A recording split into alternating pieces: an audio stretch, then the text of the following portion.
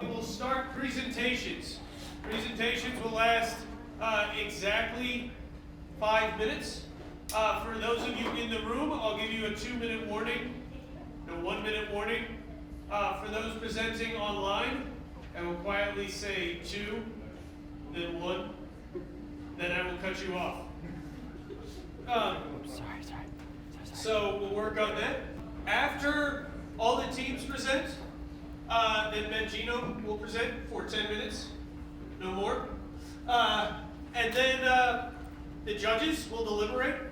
I think in this case we're not talking about picking a winner. We're talking about thinking about some teams that really came up with something insightful. So without further ado, here's Pete.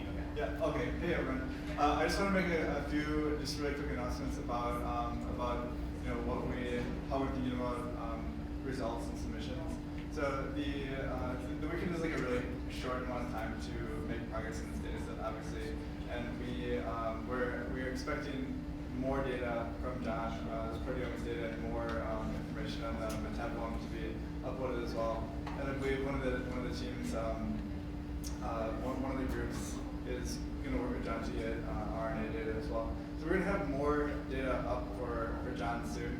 And what I want to say in conjunction with that is we're going to set our submissions deadline for publication in our F1000 journal at some point after we have all the data in.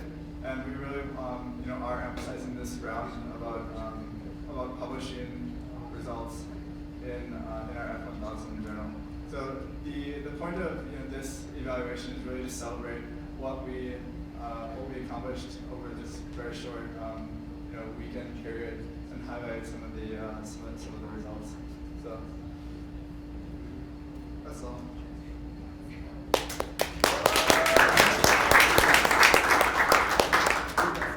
Are we ready to start?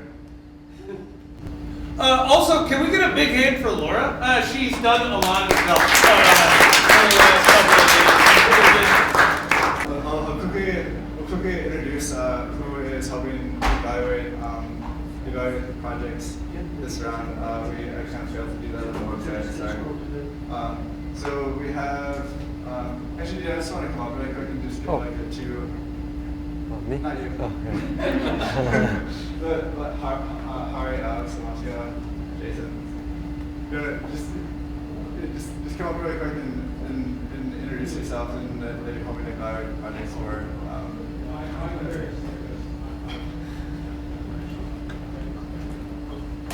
Good afternoon, everyone. I'm Hari, and I'm a data scientist from Roche Molecular Systems.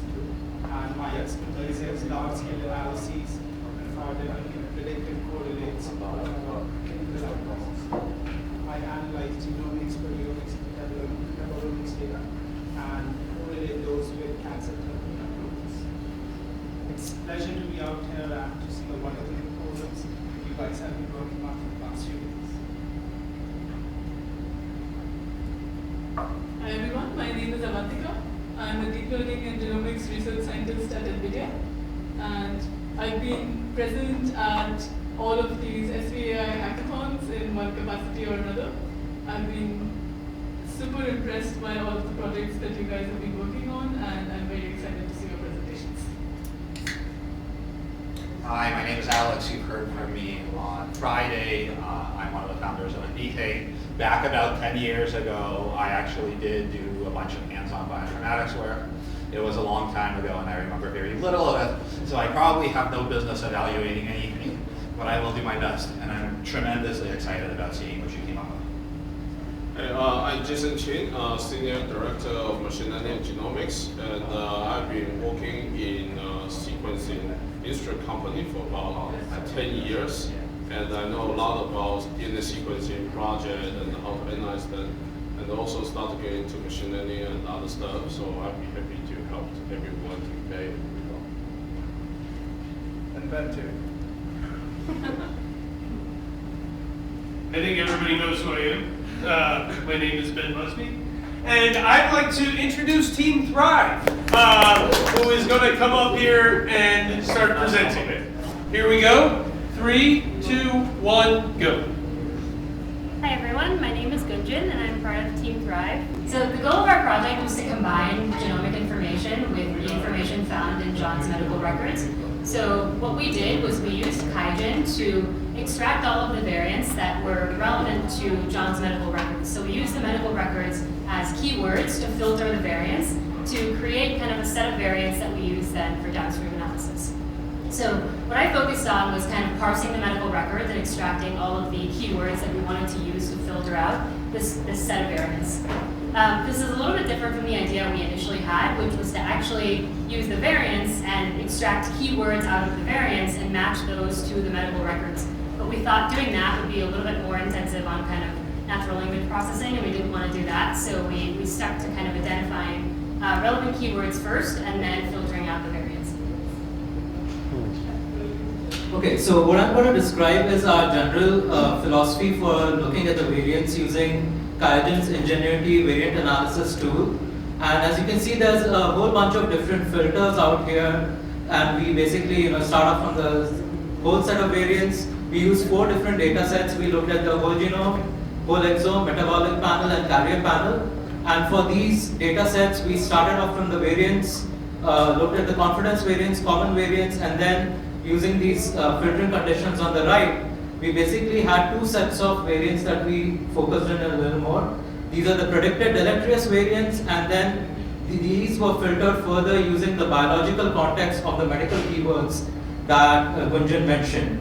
And these are the 2 lists that we actually are presenting here. As you can see, for each of these data sets, we looked at the variants that came at the predicted deleterious stage as well as the medical keywords filtered variants. And our plan is to actually further look through these variants and dig deeper into it. Just as an initial set of analysis, if you look at the genes with the highest number of variants at the medical keyword stage, what we find is that some of the genes are actually common to the genes that were found by the Invitae team, which included, the ALDOB gene, the TTN gene, etc. But there's a few other genes that we also found that we would like to further look into. These, generally, I would say that the top 2 categories were the metabolic genes that were present, as well as some autoimmune genes that we found. Thanks, Sarah. So I'll just talk about the UK biobank data. This is the data which is publicly available. It is created by the UK government. They collected the genotyping data from 500,000 volunteers, healthy volunteers, age range of 40 to 69. And what we did is we teased out all the medical terms from John's clinical data, and we just plugged into the biobank data which had the similar medical terms and found the variants. And with those variants, we tried to match with the variants which we got from the Ingenuity variant analysis. So that was very less significant. Probably if we do further search, we might find something. So the other part, these are the initial analysis we were trying to focus, and there are other things which we wanted also to look at the clinical part of the data more. So there is other literature survey which was done. It could also be because due to the less T cell deficiency. So I don't have much data for those. This shows that there would be failure to thrive and asphyxia due to this, and the syndrome would be SCID. So that I have also done a few search with the autoimmune disorders from the website is given below, and there are almost 80 autoimmune disorders. So with the terms shortlisted from the 3,500 medical terms from John's clinical record, these were matched with all these autoimmune disorders and came up with few, but these are all with the literature survey. So probably further analysis would help to find something. So these are the 8 autoimmune candidates which was written after the literature. Hello, I'm Chow. So I took a relatively agnostic approach, and that means I didn't look at only variants associated with medical terms. Basically, I'm interested in knowing what kind of functions or biological process are the variants found in John's genome involved. So I did a so-called gene set enrichment analysis. And but if I take all the genes, all the genes found in John's genome, it's too much. So I filtered down to relatively rare variants. That means minor allele frequency lower than 1%. So the genes containing such kind of rare variants are my input for gene set enrichment analysis. And I use a web tool for doing this. And so here I list the top 7 or 8 pathways. But basically, from here you can see all the terms most enriched in John's genome are, if we ignore the first one, biological process, that's probably not very meaningful. But the second one, second highest, is metabolic process. So that seems to be exactly John's symptoms. So I don't pretend that I understand all the gene sets here, the top gene sets here, but I think these are informative in terms of what functions might be wrong on John's cells. Thank you. So, summary for future direction, there are 2 points I want to make. First of all, I would encourage people to take a look more in the structural variants. You can see in this chart here, this is sensitivity or recall, right?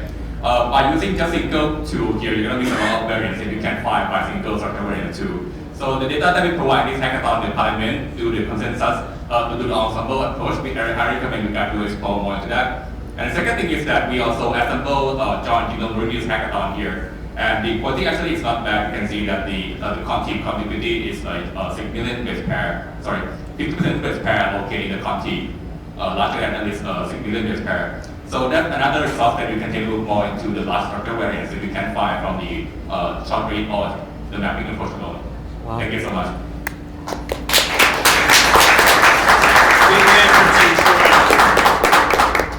Team Tenacity.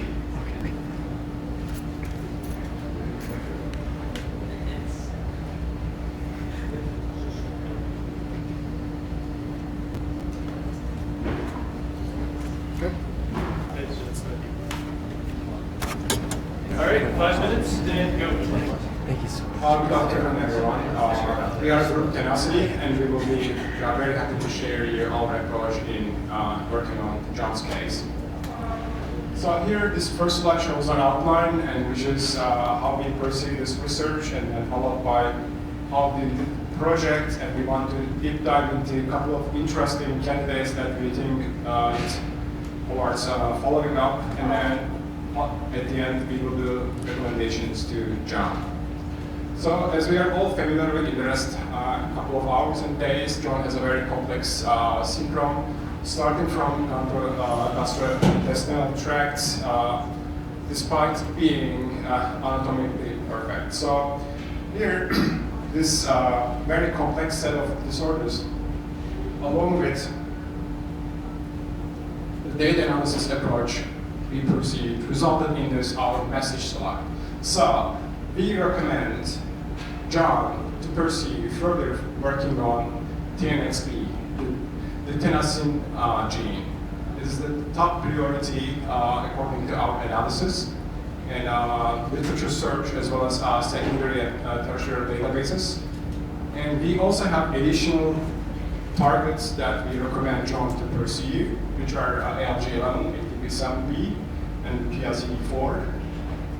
Also, based on our experience in identification of false positives, we also jumped not to work on these candidates, and which we will be mentioning later. And additionally, we also suggested to do more quality control checks with the data. So here's the brief overview of how we approached. We all got the same data set as everyone, so we did the first variant confidence tests, followed by we do parallel cross-check with secondary data sets we were also provided. And the next secondary phase was literature search based on PubMed, but already like they created databases like up to date. Our criteria was, what is this gene? Is this clinically relevant? Can it be druggable? I mean, it can be clinically relevant, but it may not be druggable at all. So it may not be an actionable candidate. And is it of clinical interest for other researchers too, so that perhaps they may have already pursued some research findings?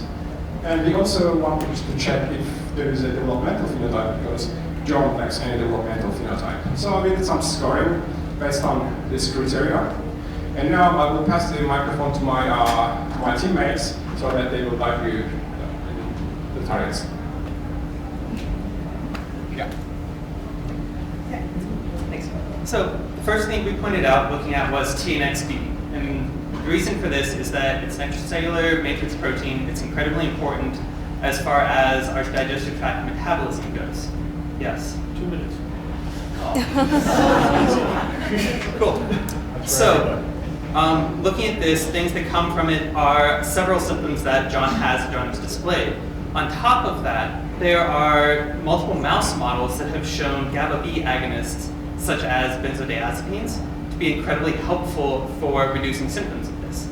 Talking with John, amongst all of the other medications that he's tried, one of the things that has worked is a benzodiazepine. This is a very good sign for looking into this farther. It is also related to, okay, that works. So it is also related to Ehlers-Danlos symptom 3. So this is a group of connective tissue disorders. This is also something that we've talked to John about, and he has never been officially classified positive for it, but is borderline. So this also shows symptoms of GI dysmotility.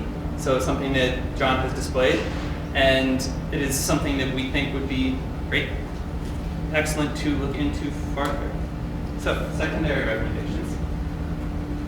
Yes, one of our teammates had some prior experience with autonomic nervous system hereditary disorders, and so we had somewhat of a parallel track, which started with a literature search in that area and looked up relevant genes that could be of interest and found a number of variants in those.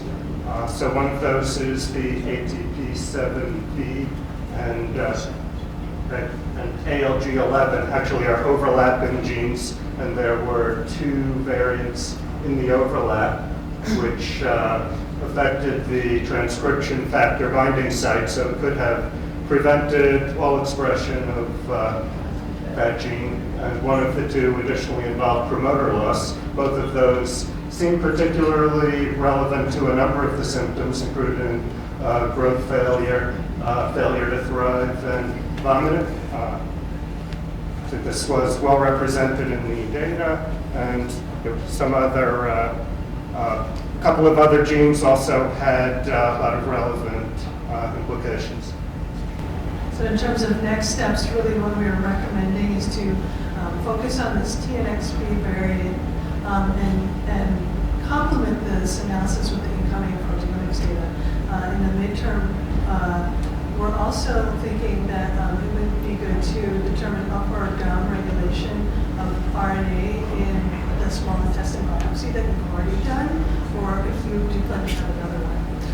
Continue investigating the secondary targets, and then combine the tissue-specific protein data as well as single cell in the gut and the connective tissue.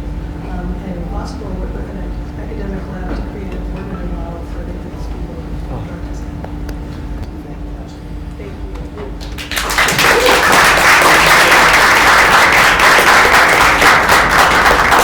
Here's Spindle-Webs.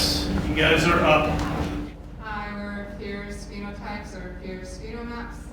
Thanks to VTE and SBAI for having us. So what we were interested in is how we can visualize the data that John has given us and kind of make sense of it rather than it just being files of text and BCS and all of that. So we kind of did a few different things which we're going to tell you about. So resources we used were Python, R,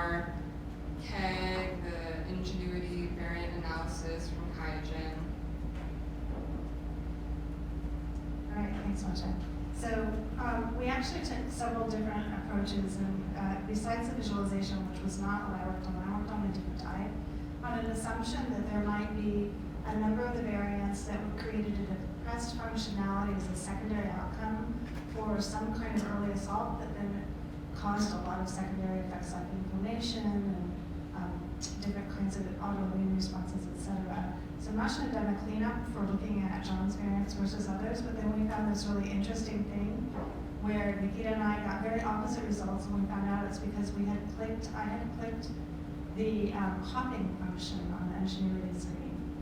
So we did, looking at his variants, looking across a long list of the complex biologics in the Ingenuity screen to look at what would happen if we widened our net to look at variants within gene families that were chromosomally located.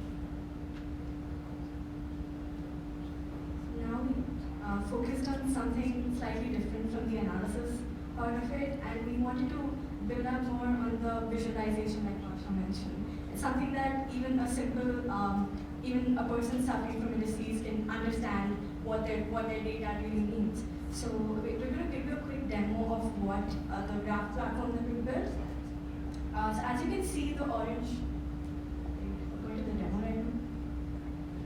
Yeah, so the orange node represents the gene, the red node represents the KEGG pathway or the metabolic pathway, and the blue node represents the phenotype or the associated disease that would probably be looked at, and the brown circle represents the variants for each of the genes. So Nitin here will just show you a quick demo of what it looks like.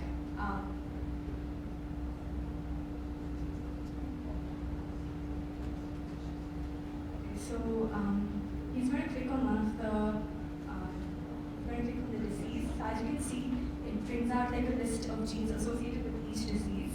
I'm not sure if you read what disease it is. Wow. And if you click on the pathway, it brings out a list of associated genes with the pathway.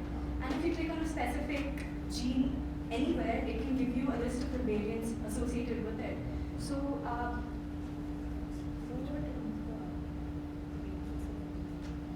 if focusing on the bottom part of the screen, you can see the details of each of the variant. As you can see, this variant is intronic, has a frequency, the frequency data for all of them was not present in the file that we used, and it has a DBSNP ID, which is present in the name here. So I feel like this analysis with different files and different sequencing files can help us understand what we're looking at, and in the future we hope to integrate this with PMID and medical research journals that will help us understand the case better. Wow.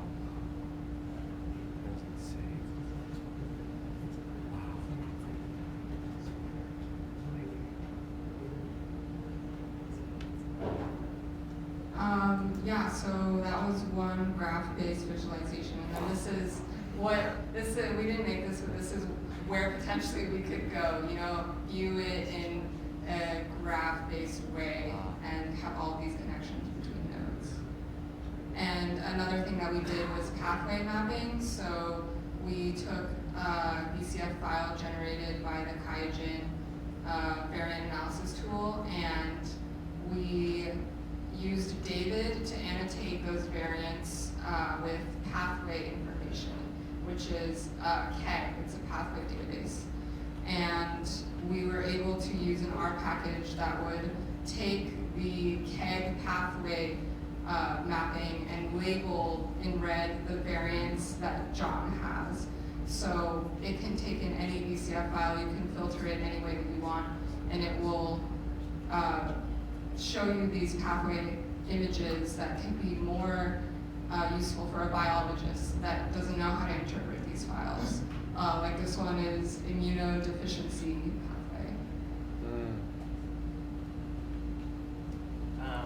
Really quick, I just looked at the long reads, potentially comparing those variants to some sort of standard ones we saw before that they ran through the QIAGEN.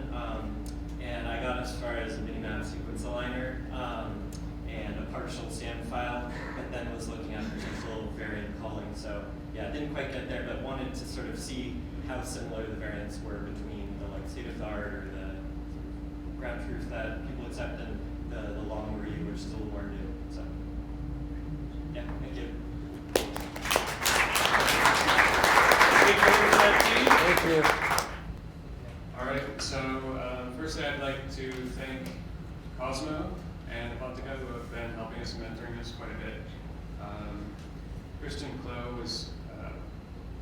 strong member of our team. He couldn't be here. He's actually flying out right now. Anyways, so we started with basically patient data review, the standard looking at the genes that have already been discovered, some new ones, also thanks to Hong Jiang for sharing a list of genes with us. We had some ideas of things that might be interesting. In the end, it sort of looked like we should take a different approach. So we found very recently a tool called Splice AI. It's been released. It's a project between Illumina and Stanford. This is a 32-layer deep neural network for looking at cryptic splice junctions, which have been indicated to be about, I don't know, pathogenic cause for maybe 10% of rare diseases. So this seemed like an appropriate path to follow. At the end of yesterday, we spun up our Google Cloud instance, and on an NVIDIA T4, we ran this pipeline specifically on genes related to lipid metabolism. We didn't know if we'd have enough time to run more genes. After that completed, we actually ran immune genes as well, and those are some of the listed genes that you'll see here. And we haven't had too much time to analyze them, but Dima here can explain some of the lipid genes. So let me go to the other presentation.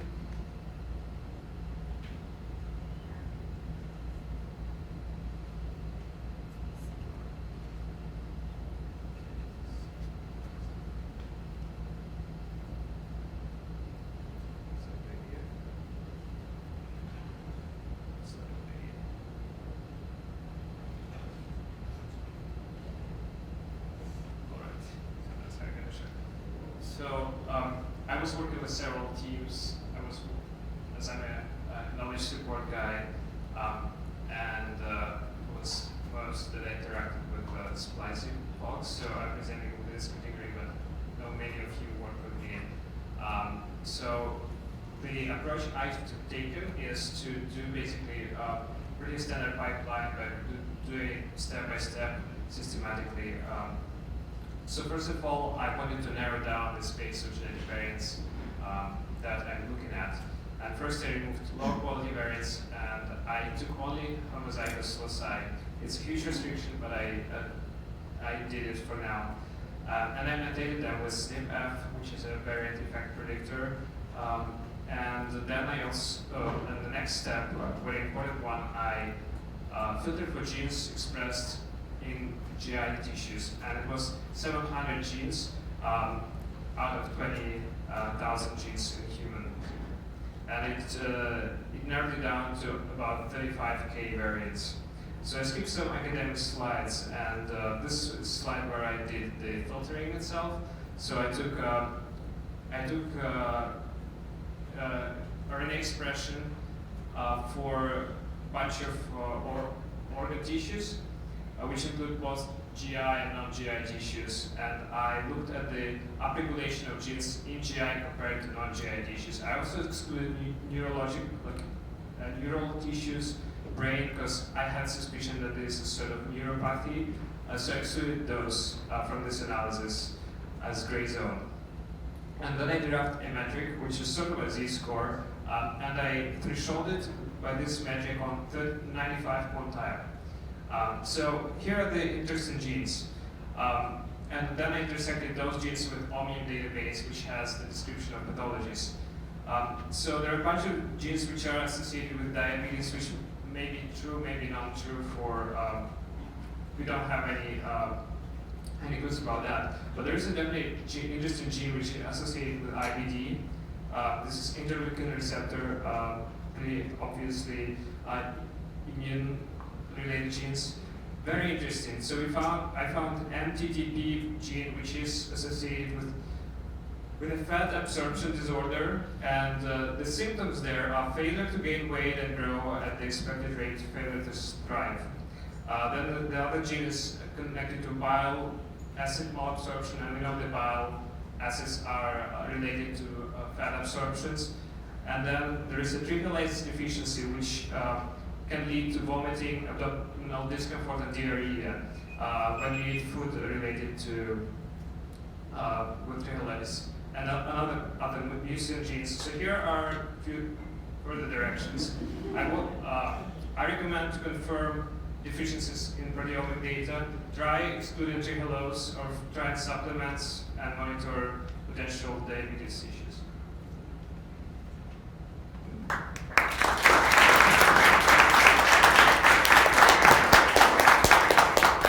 There's definitely a lot.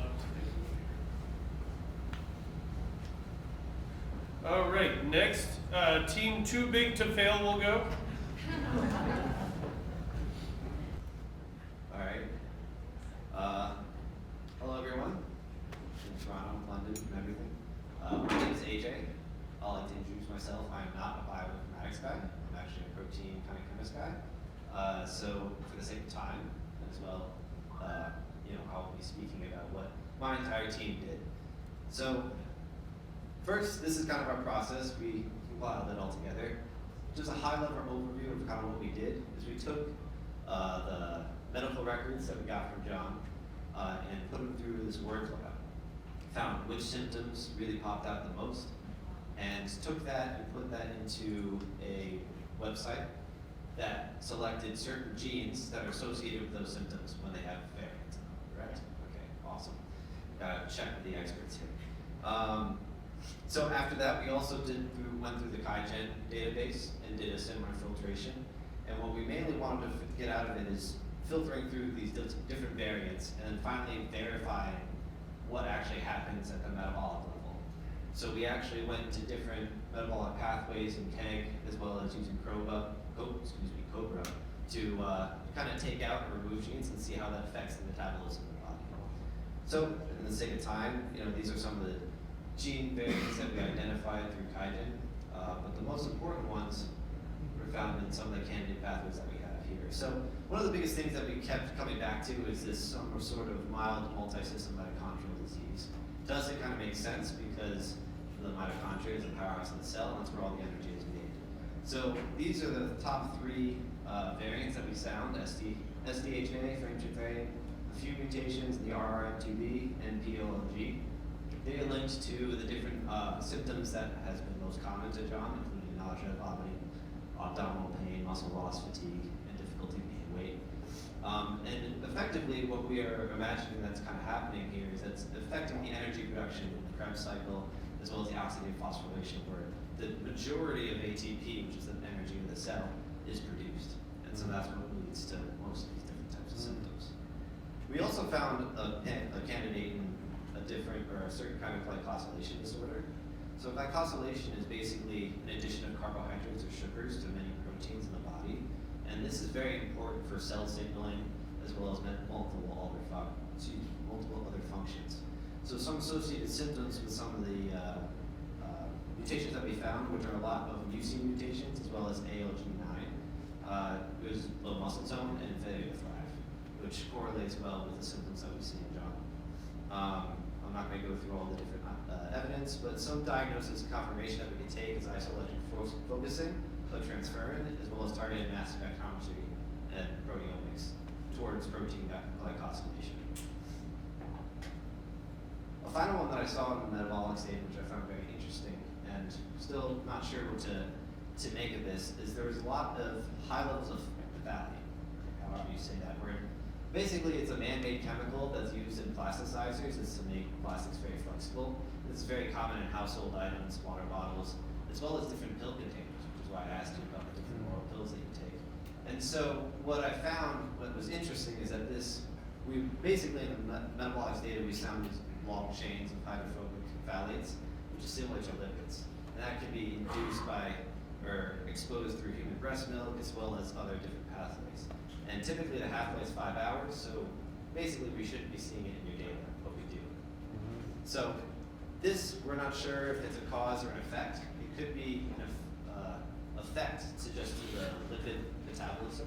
You can't metabolize lipids very well for energy, and that's probably why these aren't being able to metabolize and excrete from the body. I see. But there's further tests that you can kind of take So the next steps that we're thinking is we really want to dive deeper into the top number of variants and structural variants, as well as other data sets for trying to see what the mitochondrial diseases might possibly be. We can dive deeper into the proteomics and RNA sequencing data to take a look at these different variants. And especially in chromosome 8, there was a lot of different variations that were associated with mitochondrial disease. And he has a lot of those variants as well. So to take a deeper look into that might associate with mitochondrial disease. Also for glycosylation, we do target mass spectrometry to see if most of your proteins are glycosylated. And if not glycosylated, that might be an issue. We'll see. And then for the phthalate, all you need to do is test your urine, blood, and even sweat. I was reading some papers that can possibly show if you have high levels of phthalate in your sweat, then you can see if you have chronic exposure. So here are some of the open source resources that we used to collect all this data set. Thank you to all of them. As well as some of the proprietary resources like Kaizen and OCR reads, John Medical. So thank you very much. And thank you very much to everyone part of the team. There are the real players here I just presented. And thank you, John. Oh, thank you. Thank you, guys.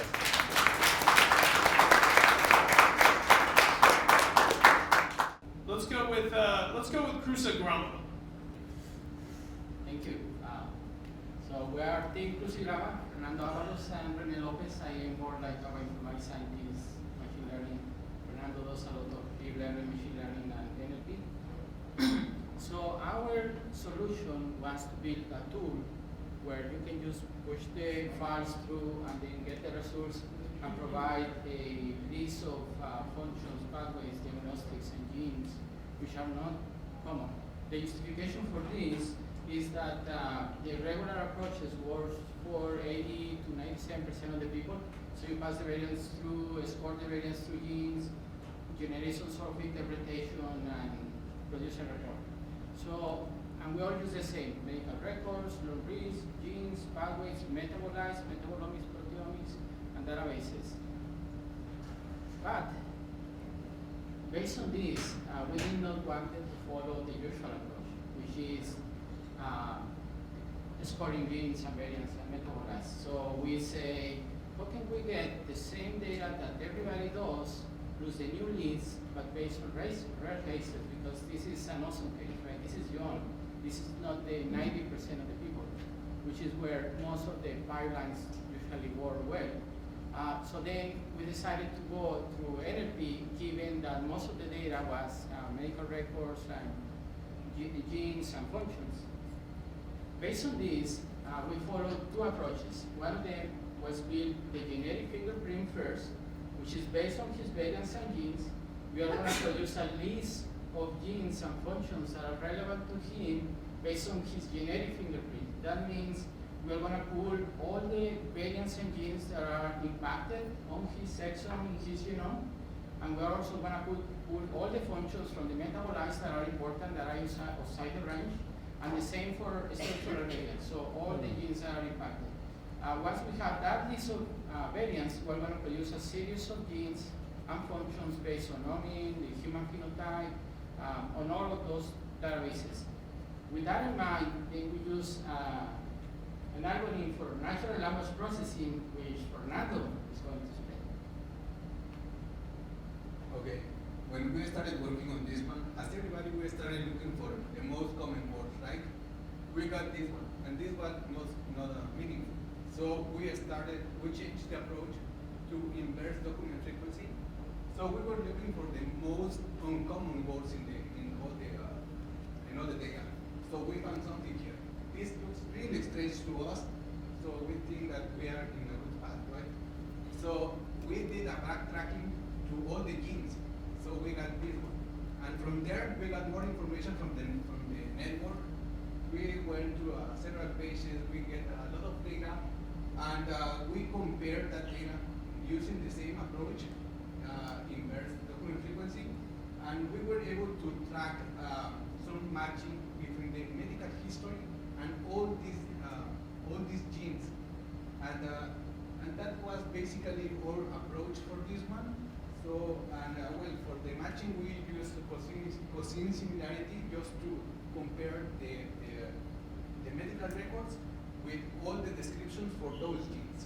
And here, Rene will explain our findings.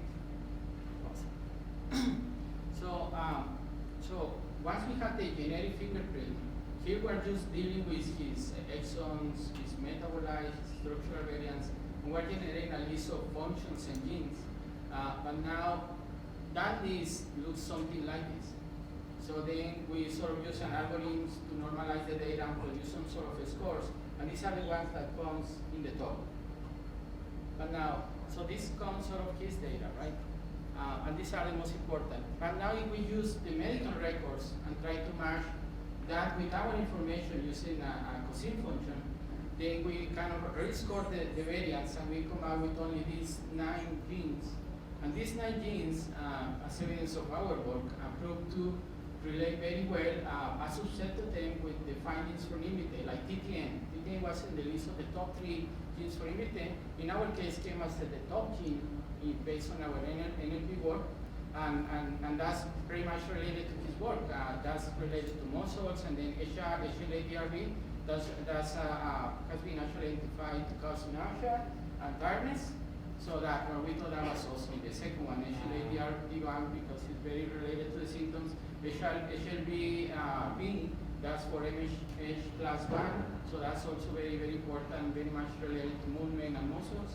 And ANO5, which is also controlling the muscle contractions, and the list continues. So if we get the top 20, most of the top 20 are very highly related. So based on this, we came out to the conclusion that we can find most of the genes that the clinical interpretation tools lost. Plus, we also find a set of other genes that were also important that you cannot find with the traditional pipelines. So, our future work is on medical records, using more of the medical records, more of the genomic databases, using embeddings. Thank you. Thank you.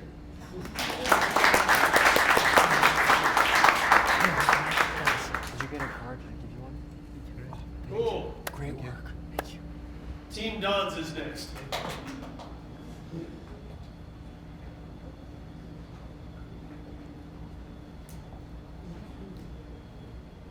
Hey guys, if you have any questions, reach out to me 24/7 anytime. Hello everybody. And if you ever want any access to my data, you can have it forever. This You know, data, yeah, first of all, so many as long good as you tools. want. I mean, So many of thank you us so learn much. so That was many very things. We all impressive. don't come from Thank the you same so much. background.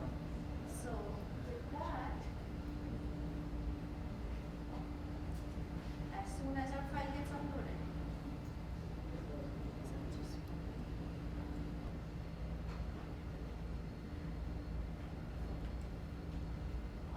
So, I mean, we named our team Dons, and the reason behind this, most of us are from USF, and our university kind of symbol is Dons. So we said, go Dons.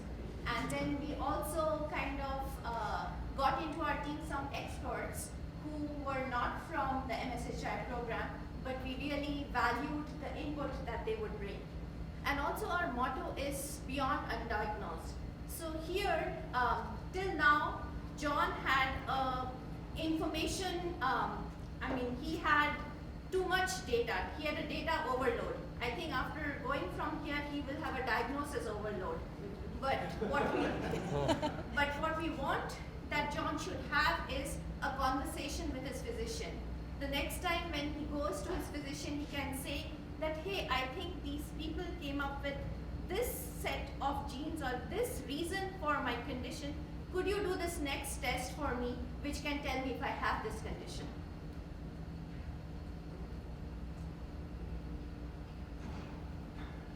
So this is our composition, our team, just saying that because I wanted to highlight that we come from different backgrounds. We are data scientists, we are doctors, we have a microbiome scientist who advised us, and then we have also a person from University of Rochester whom you can just tell a gene and she can almost tell you what are the symptoms related to that. So as I just mentioned, our causes was beyond identifying a gene. Even if we just tell him this one diagnosis, that this perhaps is one of the causes, he might have other causes, that's what kind of our goal is. So what are the recurrent things? We all know that one of the main tools that has been used is NLP. And so we had two approaches. We did an NLP obviously on his medical records, but we needed to talk with the patient. So we had a pretty long conversation with John. I don't know if you remember, I was on Zoom and others were here. And what did we know from talking with John? The first thing was most of his conditions were related to gastrointestinal disorders, and he mentioned that he would vomit breast milk and that he eats mainly processed food and that he continues to use laxatives. So these are the things we just wanted to know what the patient was.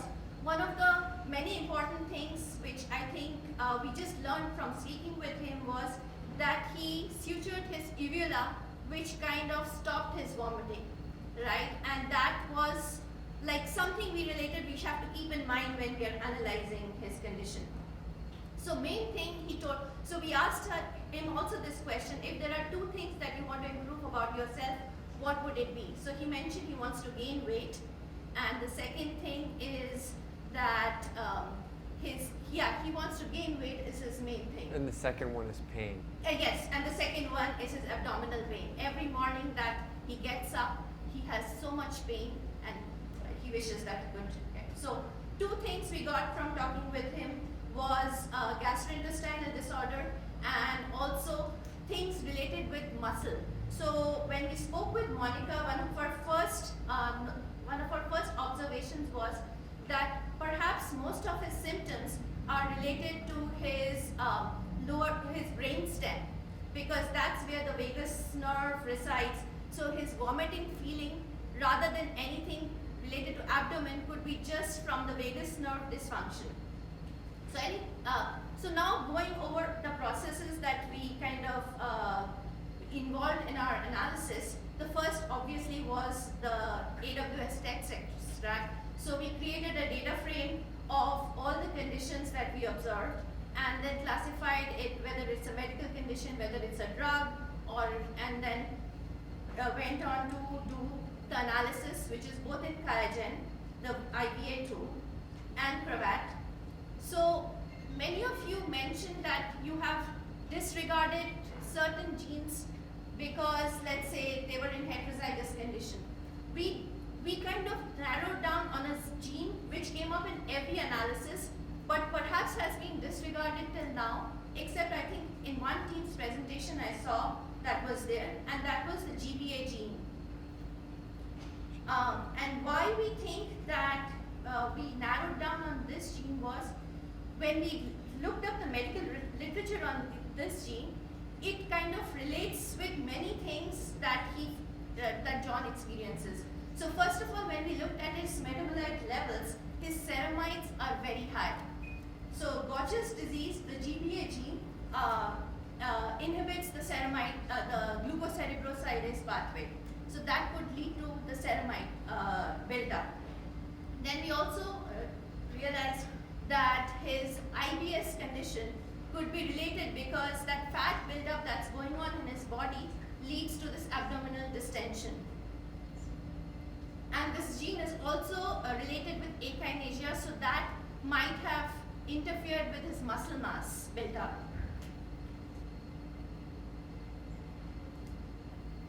So, going back, as a next step, what we wanted to recommend John is that he should have an enzyme assay test for the glucocerebrosidase, and then there are a couple of drugs. I mean, that's dependent obviously on how the results come up for this enzyme, but that's our recommendation to you, that this is one of the enzymes that we think is in a variant form, and perhaps it is. Thank you.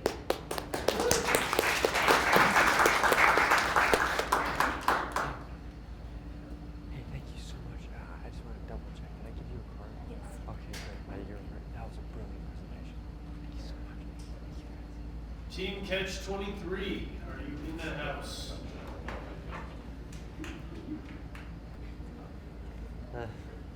Okay, so we are Catch 23. Our team was interested in making a deep dive into the structural variants as well as the immune genes. So We started with the structural variants called by Parliament 2, given to us by DNA Nexus. Started with about 16,000 genes. Filtering just for only the past structural variants resulted in about 6,000 genes, which is pretty characteristic of where we are with structural variant calling right now, is that we can't do it very accurately, and so you end up with a lot of false positives. We then only kept deletions and duplications because inversions are still very difficult to interpret. Next, we filtered out structural variants that were seen in an external cohort of 150 patients with disorders very dissimilar from what John has, as well as filtering by structural variants in NOMAD. And you'll notice that we only went from about 5,000 to 4,000.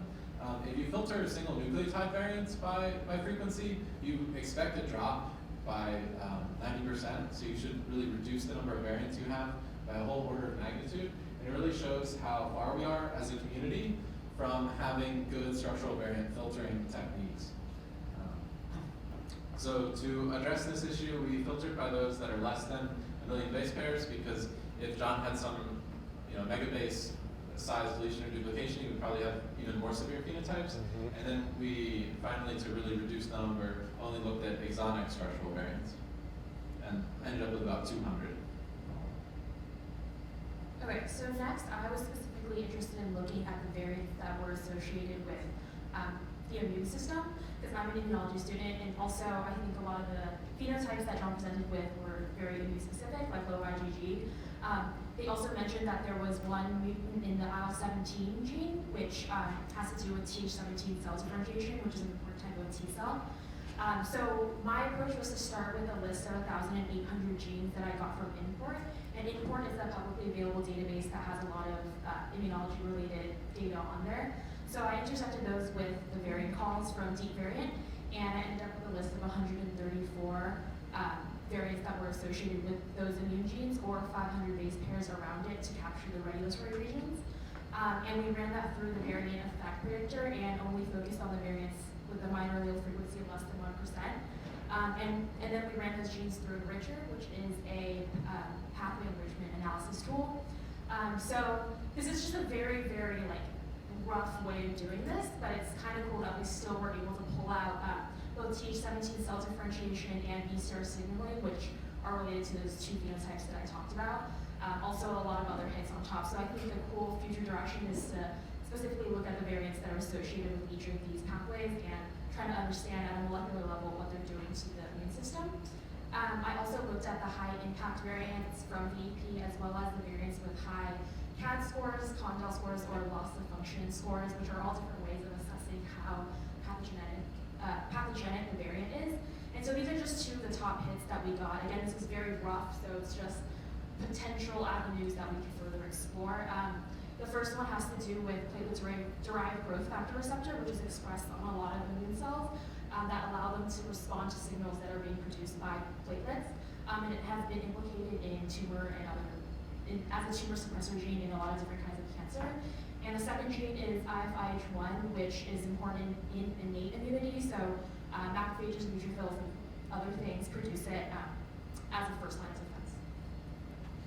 What we were really hoping to do was to be able to combine the structural variants with a single nucleotide variant found in one of the immune genes. Wow. Unfortunately, the overlap was not interesting, so we had to go back to the full deep variant BCF annotated with VEP, and then intersect those single nucleotide variants with the genes that we found interesting structural variants in. And the best lead we came up with was in this gene called PDE4-DIP, where we found one single nucleotide variant that is absent from NOMAD, so it's never been seen in healthy people. It's a G to a C at the edge of a splice acceptor site here, and it is predicted by DBSC-SNV to be splice disrupting. And then additionally, we found a deletion about 4 exons down that deletes 4 exons and is also absent from NOMAD and is predicted to be deleterious. The question is, are these actually compound heterozygous? Is one from John's mom, one from John's dad, or are they on the same allele? Obviously, if they're on the same allele, they're a lot less interesting, but if they're compound heterozygous, they're much more interesting. So we did a quick literature search of what this protein is. It's not that well studied, so It seems to be involved in cell movement and microtubule assembly. Kind of connecting it back to the immune thing, it has been implicated in myeloproliferative disorders, especially to do with eosinophils, which are important for fighting multicellular parasites. It is also associated with allergy and asthma. Great, so to verify some of what we found and to understand if what we found is as interesting as we hope it is, we would really love to see some transcriptomic data so that we could verify that PDE4-DIP is actually being spliced incorrectly and is missing exons as we'd expect. And we would also like to see genotypes from the parents. It'd be incredibly helpful to have the parental genotypes both for phasing the variants to know whether they're compound heterozygotes or not, as well as to look for de novo structural variants and single nucleotide variants.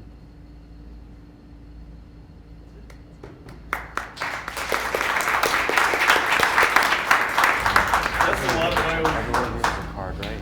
Yeah. You have a card? All You have a right, card we're too, gonna move right? on with Team Excellent. AZ Thank you so Gen. much. That was really impressive. You have a card, right? Okay, great. Thank you so much. And I don't have a card. Oh, you don't have a card. Team I'll grab it right AZ now. Gen, are you in the room? Thank you so much. Okay, thank you everybody. So, to be very honest, this was a wonderful experience. We are totally outsiders. We come from the blockchain space and cybersecurity.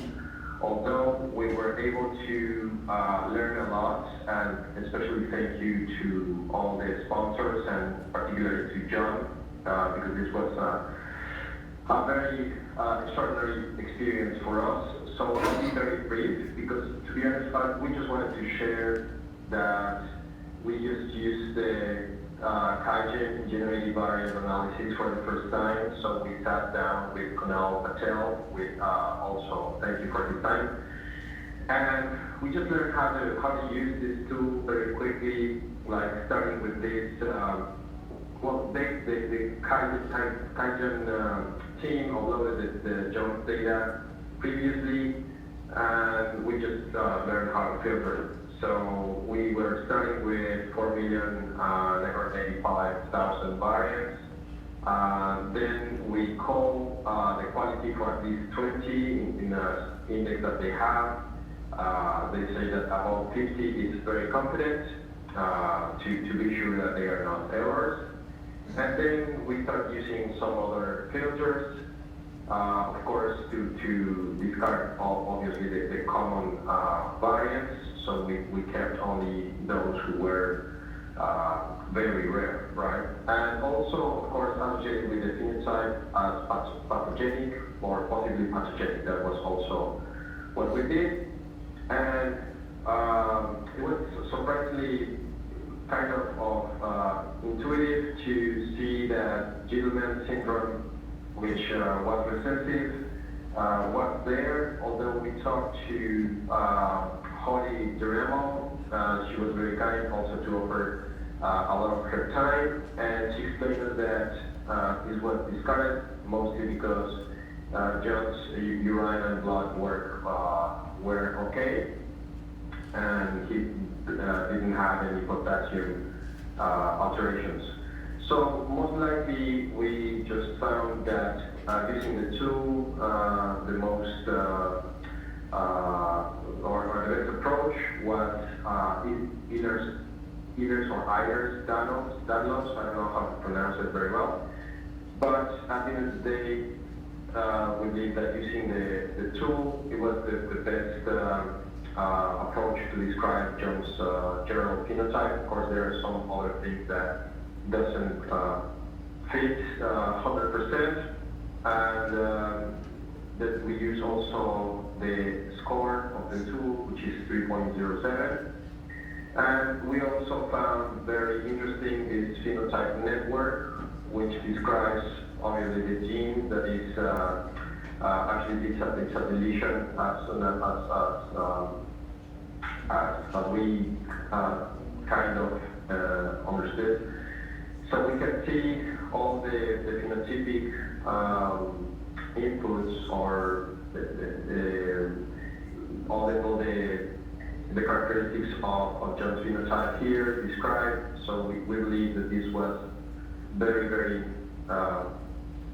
useful for us, especially because we don't know, we're not biologists or geneticists or whatever. So basically, this is all our report. Just wanted to thank you to see that it was very, very useful for us because we are more into the cybersecurity space, so we take care of the privacy and the decryption of genetic data, but it was super useful. So special thanks to John and all the team members there, and hopefully we could contribute at least a little bit, and we wish you the best, John. Thank you very much. Hey, thank you so much. Thank you so much for your time. And for everyone who I haven't thanked already, I just want to say thank you so much for your time and all of this amazing work. Thank you so much, really. Thank you.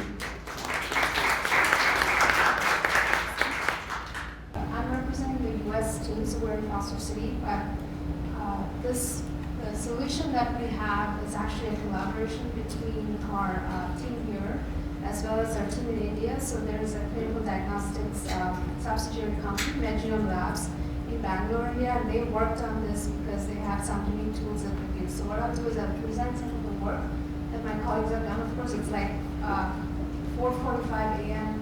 in India, so they were not able to join in, but they will be available for questions if anybody has any or would like to connect with their Slack. So just to go through the outline for today's discussion, what I'll do is I'll quickly review the clinical phenotypes that were reported as well as what we further annotated and cleaned up, and then go into the pipeline for variant coupling that we've used and ranking and annotation. And I should say that we've only we've analyzed the whole exome data, but also the whole genome data, but I'll only present the work on the whole exome. And then I'll go into the findings we have and how we selected a candidate to follow up further and summarize that. And some of the proposed next steps for potential diagnostics and as well as therapeutic. So just what's shown here is I took the screenshot on the left is what was reported as a summary of all the different clinical symptoms. And of course, we've all heard this. There's three major phenotypes. There's a muscle loss and over-systemic weakness. There's also GI tract disorders that are shown here. And lastly, there has been some frequent skin infections and other infections reported. So with that, we tried to keep that in mind as we proceeded further. But what's shown here on the right is essentially a report that, or a summary using the NCBO and trend that the team came up with 38 symptoms and 2,000 genes in which they were further analyzed and looked for variants of significance. So I'll just give a quick overview of the workflow. So we took the PCF files. We actually generated our own PCFs, but also used the ones from that were available to us, I believe, from Invitae. And we used our own that variant annotation tool that they use. It's called VeriMat, and filtered the variants further for minor allele frequency less than 0.01. And of course, what's highlighted in red here is we look for the variants that are close to 1,000 genomes and genome and DOMAD, but also we have our own database of variants, and these are interesting because these have been sort of patient-centered, and it's a database that represents the Southeast Asian populations. So certain variants that might be rare and pathogenic in the Caucasian population, in fact, more common. So it helps by using this data, you can actually clean up and get closer to looking at pathogenicity in some cases. So a lot of US pharma is actually interested in working with us on this database. It's an internal tool, but we also have other databases that we have that we can license and work with customers outside, potential collaborators outside of Southeast Asia. So then after the filtration, we came up with 956 variants that we decided to pursue further. And then these variants were further mapped to genes where there was at least one matching phenotype of what was reported in the clinical reports. And then further variant ranking was done, and pathogenicity prediction was done, again using a tool that MedGenome has called YTK. And on top of we did additional annotation not just to the databases of interest, but also by literature curation, and also present some data. This is work that I did and some another colleague in the diagnostics group did. So just to go through what was done. So essentially, this is the pathway the workflow I already discussed, but what's shown on the right is what is a summary, and there's a lot more, but just a summary of the variants that we found. A lot of them are heterozygous, as was pointed out in another talk. And this is sort of a summary of how we annotated. So these are, of course, variants of unknown significance, some very few are pathogenic. And this ranking is essentially a ranking that is a tool based on our tool, which tells you which ones are the most likely to, based on some of the phenotypes, most likely to be real or pursued further. So what was reassuring is that we in fact found some of the things that were reported in the clinical record. So that's nice to see that our tool is working similar to what has been published, or utilized or reported. But we also found novel variants, and one of them is shown here. It's NEB, it's a nebumin, it's a really long gene, so the team decided to look further. In fact, this is another summary where we have reported there has been some talks about this. So Titan is a very large gene, so of course we didn't think it's relevant to follow, but there are others that we have followed up on. And of all the rank variants, the ones in green are the ones that were, again, found in the clinical reports.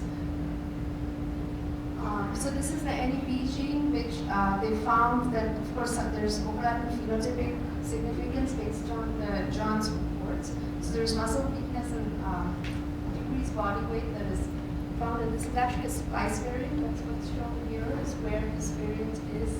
It's at the junction, and so this is one of the potential diagnoses that the team came up with.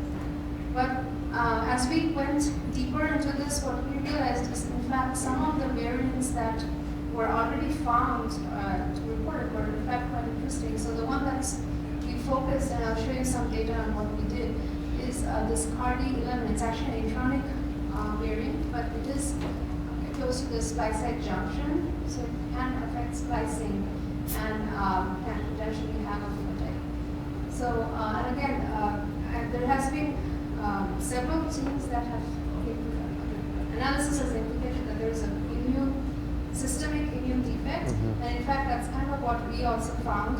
So there is clearly this CARD11, there's a few others, LRBA, that's also on the list, that leads to potentially an autoimmune type phenotype. So that was also what we thought might be going on. So just to give a summary of what's known in the literature, so essentially this variant, before getting to the picture, this variant alone is actually a heterozygous variant, and it's a splice variant, as I said, and that's the global allele frequency. And again, so one of the caveats that the team actually was trying to look for the conservation of this variant across multiple species, and it's low conservation, but it's still interesting, so we decided to follow along. So what's shown on the right here is from a review that discusses a range of pathologies that happen when this complex, it's a complex, this is hard to see, but CARD11 forms a complex to basically transduces a signal downstream of activation of either BCRs or TCRs, so B cell receptors, immunoglobulins, or T cell receptors. And what it does is it induces TOR and other pathways for immune activation. So if you have a loss of function, it modulates the immune system, so there's a loss of function, then you have an immune phenotype. But what's also interesting is they have found variants that lead to dominant gain of function. So we did a GTEx analysis to look at the expression of this gene in various tissues, and this is shown here. So in fact, it's expressed in the spleen, the whole blood, and the lung. These are the three major tissues in which it's being reported in the literature. And then there's a paper here that I'm going to discuss further. So essentially, there's a whole range of what's called CBMopathies, which is basically a wide spectrum of disorders that lead to these immune-related phenotypes. So if one looks a little bit closer into in the domains of the protein, or what has already been reported in the literature, you see that there is a a lot of variants found are potentially pathogenic, not potentially, these are all pathogenic because they have been clinically reported, are in all the domains of the protein, but also in the there are variants in the other proteins like complex with cardiovulin. So what we did is we went and did an analysis to look at where this intronic variant lies in the protein. And in fact, what we find is that it's actually 3' or it's right next to the PDZ domain, which is here. Because I'm talking about intron. So it is close to where there could be a functional change in the protein. So we thought, okay, this is worth pursuing. And then, but the other thing we did is to do a pathway analysis. We took all the genes that are in this network and we did a pathway analysis to see if there are other mutations or other variants that could make it epistatic and have a phenotype. But in fact, we didn't find any that were significant. That's kind of shown here when we went and did a gene ontology and pathway analysis. Now, if you look at the clinical symptoms that has been reported in a review, which talks about 96 different variants, this gene, there is actually both from the gain and loss of function. There is, what's shown here is there are skin infections, there's respiratory infections, and again, reduction in IgG levels, and there are other, so basically the B cells seem to be affected, B cell, there's effects in class switching and B cell maturation. So with that, before I go into our summary and show you some more data about what we've done beyond this variant, what I would like to propose is that, in fact, this is some of the clinical tests that have been done with patients that have mutations in this CARD11 gene. So, and these seem to be very indicative, although it's a very heterogeneous phenotype, it does seem to, anybody that's coming with variants in this gene or pathogenic variants have had these, all these blood tests or these tests being done, they have shown positivity. So that should be a potential diagnosis for John. But before this gets followed further, what we thought, there are certain experiments, if you will, that need to be done, or other follow-up studies that need to be done before chasing down this target. One is that, of course, I think somebody else pointed out that his family, genotyping of the family members is important to confirm this variant. The other thing is RNA-seq data, RNA-seq data to look at the downstream signaling molecules, how they're changing, or splice isoform changes would be important. And we also propose doing single-cell RNA-seq to understand how the, essentially the immune composition is changing of the T cells and B cells, and this can be done from the gut. And of course, the gut, we also think that looking at the gut microbiome will give us some indications of what might be going on. Another thing, of course, this is not using genomic analysis, but as I pointed out, there are clinical tests just looking at the plasma and serum that can also give you indications of what might be happening with these cell types in the gut. So I also found a paper that actually goes into potential therapeutic approaches for various types of mutations in this gene and other genes in the pathway. And of course, we potentially have an undescribed phenotype for hypomorph. So one of the, this paper actually talks about taking supplements and moving the supplements to be able to modulate the signaling and help alleviate some of the effects, as well as biologics. So biologics would be agonists to now activate the pathway that is not getting activated due to the downstream defect. Now I just want to end by also talking about, so all of the what I presented so far is from doing this approach where once we have that variance, we actually map to databases to find annotated rows for phenotypic, for clinical significance. So as I said, one of my colleagues and myself went and did a deeper literature-based search, which is just taking the list of variants and actually curating it manually after reading papers. And so with that, we also came up with some top variants. Again, some of these have been reported in the clinical reports. It's not that interesting, but it gives us some confidence that, okay, just instead of taking not an unbiased approach, it's more like a systemic approach, we can also find variants. So to summarize summarize what I've presented today is that using Metgenome's variant analysis and annotation and rankings tool, we in fact are able to validate the variants that have been presented, but also identify novel ones with clinical phenotypes. And we found this interesting splice variant in the intron, in the CARD11 gene that could potentially be one of the candidates to proceed further, but additional data analysis or additional genomic and RNA-seq data analysis are required to confirm. And lastly, that if we are able to validate the molecular and cellular pathways, then potential therapeutic strategies can be utilized because these have been implemented in other patients that have mutations in the CARD11 gene. With that, I'd like to end with acknowledgements. So there are, as I said in the beginning, there's a diagnostics bioinformatics research team, and most of these individuals are actually in India.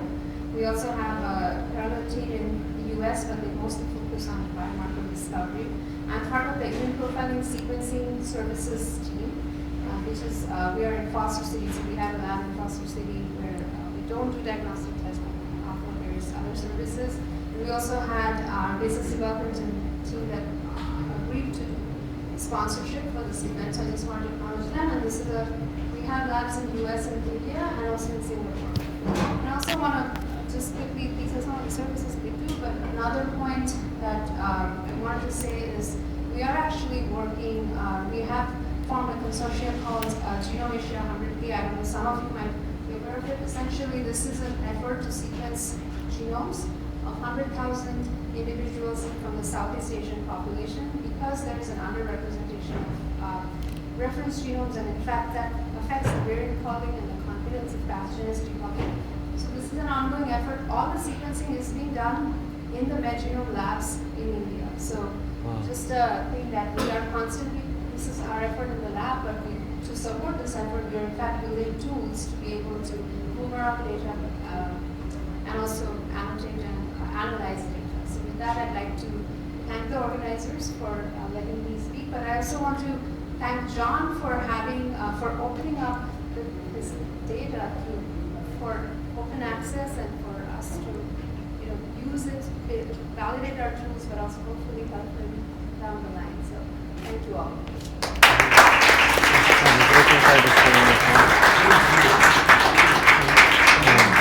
Thank you so much. Can I give you a card? I give you a business card, right? Yes.